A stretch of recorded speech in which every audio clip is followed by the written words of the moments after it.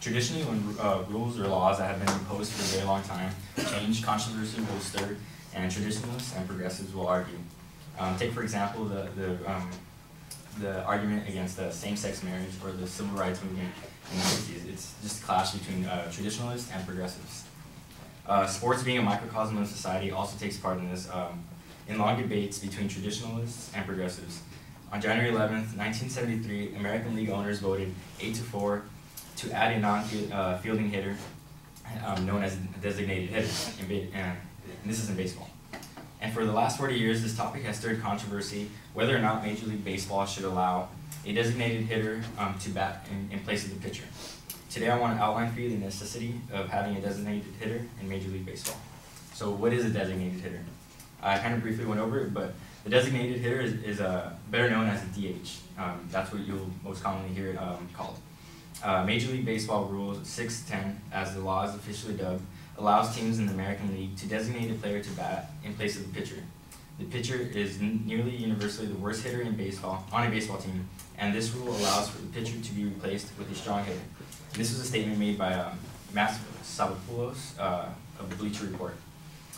Major League Baseball Rule 6-10 states that the designated hitter may hit in place of the pitcher and may not hit for any other position player.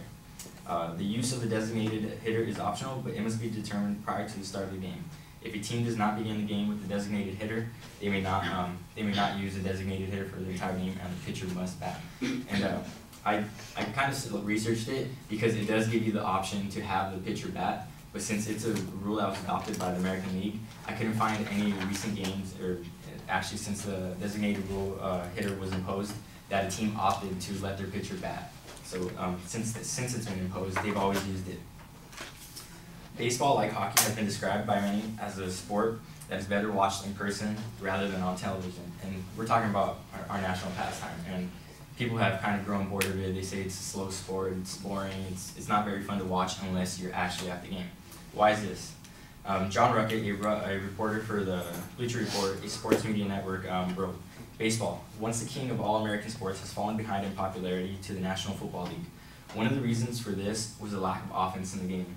So when you go to a sporting event, or if you're watching on TV, you expect to see like goals in hockey, soccer, you guys, water polo. You want to see baskets made in basketball, touchdowns in football, and you want to see hits, home runs, and runs scored in a baseball game. But the lack of offense, you know, in the early part of, or like middle part of baseball, like around 60s, 70s, when this rule started being brought up, was what kind of drove people away from the game. Baseball is the only is the only field of endeavor where a man can succeed 3 times out of 10 and be considered a good performer. Ted Williams said this. He's a 19-time All-Star, a 2-time MVP, 2-time Triple Crown winner, 6-time batting champion, 4-time home run champion, and a member of the National Baseball Hall of Fame. One of the greatest hitters of all time basically said that failure, 30%, is you're considered a good performer in baseball. Edgar Martinez, he's known as the best designated hitter in baseball since the rule has been imposed. Carried a batting average that stands at .312. 309 home runs, nearly 3,000 hits, and about 1,000 runs batted in his 17-year career as a DH. And his basic job was to show up to the ballpark and hit. Pitchers are historically known as the worst hitters on a baseball team. I don't know why this is. It's an argument me and my friends have. I pitch, and we always say, we're the pitcher. We know what we're doing. We know what we're doing to other batters. Why are we such bad hitters? Like it should kind of like the pitcher and the catcher who see most pitches, and one of them is doing the pitching, should know what they're doing up when they're hitting. But they're just known as the worst hitters in all of baseball. By removing the easy out, says Matt Salopoulos of the Bleacher Report, that pitcher gets presence in the batting order, and putting competent hitter in his place makes the task of getting required 3 outs in an inning more difficult, thereby increasing the run production. In 2008, pitchers amongst the National League posted an average batting average of 140, so that's about 1.4 hits every 10 at-bats. And anybody who knows baseball knows that that is a terrible batting average. If you were a position player, not a pitcher, you probably wouldn't be in the lineup the next day if that was your batting average over a long period of time. The average batting average for the DH is nearly 100 points higher, and that's just below a 300 batting average, which would consider you a good hitter. It's not very often that somebody continues throughout the whole season hitting above 300, and if they do, they're up in consideration for like an MVP award or something like that. Jeff Nielsen of the Saturday Evening Post stated, the batting average for the American League have been better than the National League every year between 1973, which is the year that the designated hitter was instituted. In 2009, 3 teams with the best batting average, Angels, Yankees, and Twins, were in the AL. So were the top 2 home run teams, the Yankees and the Rangers. Top 3 scoring teams, the Yanks, Angels, and Red Sox. The top 4 teams to accumulate hits, the Angels, Twins, and Blue Jays, and the teams with the most RBIs, the Yankees, Angels, and Red Sox, all were in the American League, where you have a designated hitter and you get rid of basically your worst hitter, which is the pitcher. The NFL has they have the special teams unit. So if they're allowed to have a team just come in for a certain play, why can't other sports have them, such as baseball? And which is an argument that a lot of people say.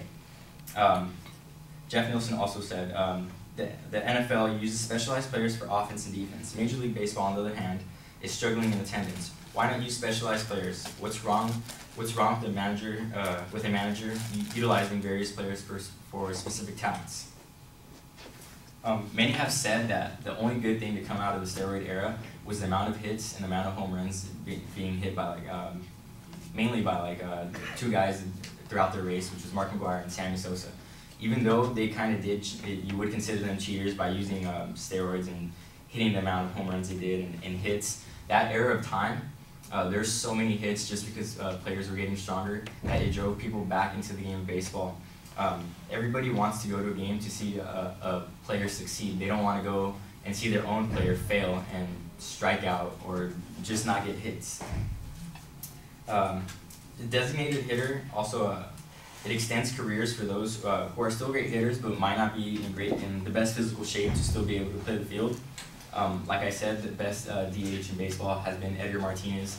He wasn't very good at fielding. They put him in there every now and then, but throughout most of his career, he was known as a DH. And when players get old, they used to have the natural talent to hit, but their body might not be able to be out there standing for 9 innings and take the toll of a 162-game season. Jeff Nielsen, again, he says, history tells us that the DH actually improved ticket sales. In 1972, the year before the DH rule, 9 of the 12 American League teams drew an attendance of less than 1 million. In 73, there were only 4. 2 of those teams were over 900,000, and attendance also went up for the National League in 73, probably because the new rule created a buzz around the game in general. Considering that teams from the American League have won more World Series, the AL boasts a 21-15 advantage since 1973, including 8 of the last 12 championships. They will have benefited from the increased revenue from jersey sales and corporate endorsements. So basically, the point I've been trying to make, the designated hitter, it allows the game to have more hits, and that's kind of what you want to see. You don't want to go to a game and be bored. Yes, it's great to see a pitcher, especially if it's a team you're rooting for, strike all the guys out on the team, but at the same time, it kind of get boring if that was just a repetitive thing. You want to see hits, you want to see people moving, you want to see people making plays. So, thank you.